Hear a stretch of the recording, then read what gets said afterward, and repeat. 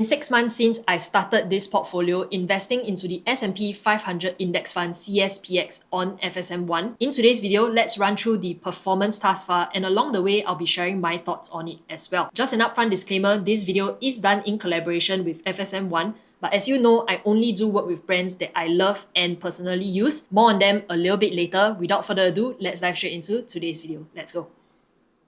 Just to clarify, this is a portfolio that I'm managing for my family with a time horizon of about 10 to 15 years. The goal of this is to gain exposure to the US stock market and diversify beyond our current holdings, which primarily consists of Singapore stocks. I have my own investments on another broker, which I started months before realizing that FSMOne allows fee-free investing into an ETF via the regular savings plan. If you have followed along long enough, you know that when I was doing the switch from VU to CSPX, I was very reluctant because of how hard it was to navigate the platform if you are new. But anyway, this setup right now works for me. It's great. I'm able to separate my personal investments from this family portfolio. The best part about being able to do it fee-free through an ETF regular savings plan on FSMOne is that everything can be automated. From funding the account via a bank savings account to investing consistently every month without fail, this automation helps to eliminate the emotions that comes along with market fluctuations. When prices go up, many hesitate to buy. When they drop, there's often fear that they might fall even further. With a disciplined automated approach, these emotional hurdles are removed, making long-term investing much more easier. If you'd like to find out how to set up this ETF regular savings plan on FSMOne, I've covered it in this video, which I'll link up above and down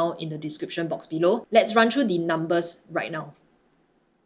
It's been 6 months of dollar cost averaging since September 2024, and as of today, we have a total of $5,749.65 invested. While there are no gains for now wiped out by the recent market dips, here are my thoughts. Taking a long-term perspective is really crucial when it comes to reflecting on performance. 6 months is nothing compared to that 10 to 15-year time horizon that we plan on dollar cost averaging consistently and stay invested. Market volatility in the short term is inevitable, and we never can tell when prices will go up, when it will go down. By dollar cost averaging monthly, I buy at different price points and ensure that I stay invested regardless of the short-term fluctuations. On FSMOne, I can invest fee-free through an ETF regular savings plan, and over time this cost savings combined with the fact that CSPX is an accumulating ETF, which means that dividends get reinvested, will help benefit me in the long run. Moral of the story, 6 months is nothing compared to that 10 to 15-year time horizon. It's not as though when we wake up today, open up the app and we see some profits, we're going to liquidate our entire position and just realize those profits. Before we go on further, I need to address the elephant in the room, otherwise my comment section is going to be flooded. Why CSPX over SPYL when both of them are Ireland domiciled ETFs, which still has the same 15% dividend withholding tax, just that SPYL has a cheaper expense ratio? Short and sweet answer is that my investments per month isn't huge, and I'm not going to be doing a lump sum investment of like 5 or 6 figures one shot. If I do plan on doing that, then I'll go with SPYL with a 0.03% per annum expense ratio compared to CSPX at 0.07%. That is my answer, but for those of you who are looking to start, then consider SPYL even though it has a smaller asset under management, which means that it's not as liquid as CSPX. But at the end of the day, this is not financial advice. Please do your own research. Look at what is best for you. Don't just listen to other people. I'm doing CSPX doesn't mean you have to do CSPX as well. Anyway, coming back, if I'm not managing 2 portfolios, I honestly prefer doing it on FSMOne over Interactive Brokers. It's overall just more intuitive for me. When I was trying to set up for my family, it was easier, much easier as compared to when I was doing it on Interactive Brokers. If you're concerned about the currency exchange rates, they honestly don't differ much. Between FSMOne and Interactive Brokers, there's not much of a difference. I've automated my investments on IBKR as well and do not touch that platform besides logging in once in a while just to check if my money is still in there. In case you have not heard of FSMOne, they are operated by iFast, a public listed company in Singapore. They have also recently introduced Flat Fee ETF Investing for Singapore, US and Hong Kong markets, a first in the industry. This is great for investors who want to invest a lump sum or trade ETFs during market corrections. Whether you're investing $5,000 or $50,000, you'll only incur a flat fee rather than a percentage of the the total invested amount. For example, investing into an ETF in the Singapore stock market with a CDP-linked broker, commission fees would cost a minimum of $25 or anywhere between 0.18%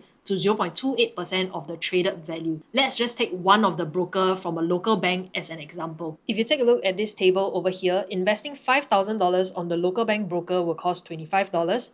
On FSMOne, it's a flat fee of $3.80 and you save $21.20. As you increase your investment amount, the cost savings gets higher. This is especially beneficial when there's a significant drop to the S&P 500. Instead of just dollar cost averaging, I can seize the opportunity by investing a lump sum into VU, an S&P 500 index fund in the US stock market, and I will incur a flat fee of $3.80 as compared to buying CSPX one lump sum in. The fee I will incur will be 0.15% of the purchase amount with a minimum of USD $20. Eventually, I can just sell before the next ETF RSP and increase the RSP amount to buy into CSPX. This flat fee also applies to using CPF and SRS monies to invest into SGX ETFs. For example, when I invested my SRS funds a few months ago, if I'm investing into the STI ETF, the fees I would have incurred was $8.80 plus SGX related fees, but right now it's a flat $3.80 plus exchange related fees. By this point of the video, you'd realize, yes, I do like FSMOne quite a bit. But I think the biggest factor is that they have a presence here in Singapore, being a local company that has a physical office in Raffles. If you do face any issue, there is a hotline to call in or a live chat feature that operates Mondays to Fridays, 8:30 a.m. to 10:30 p.m. and half days on Saturdays as well. You can also visit their physical office by walking in at this address right over here, and reception hours are 8:30 a.m. to 5:30 p.m. Monday to Friday, excluding public holidays. Not to forget, earlier in January when they organized FSM Invest Expo 2025. A shame that I wasn't able to attend with you guys as I was overseas, but an event this huge to educate and interact with the public was free for us to attend. If you'd like to sign up for an FSMOne account, I have an exclusive for you guys. Receive up to $28 when you start your investment journey. You can just code Demi 2025 during your account opening to receive $10 cash reward and receive another $18 cash reward after you've made your first successful ETF purchase, either via a normal buy or the regular savings plan. I hope today's video helps you in one way or another. If you'd like to check out how to set up the ETF regular savings plan, you can watch this video right over here. If you have any questions, leave it down in the comment section below or direct message me on Instagram, and I'll catch you guys in my next one. Have a great week ahead. Bye bye.